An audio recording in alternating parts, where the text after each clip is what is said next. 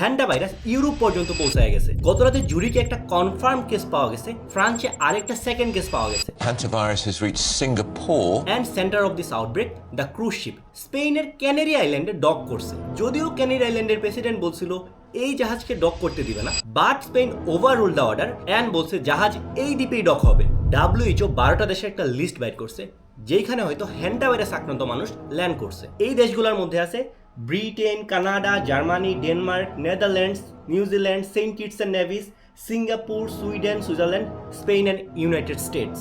WHO আরও দুইটা suspected case পাইছে কয়েক হাজার মাইল দূরে। প্রথম কেস হচ্ছে স্পেনের এক মহিলা, আর সেকেন্ড ওয়ান হচ্ছে ট্রিস্টান ড্রাকোনিয়া নামক ছোট্ট একটা আইল্যান্ডে, হুইচ ইজ প্রিটি ইনসেন।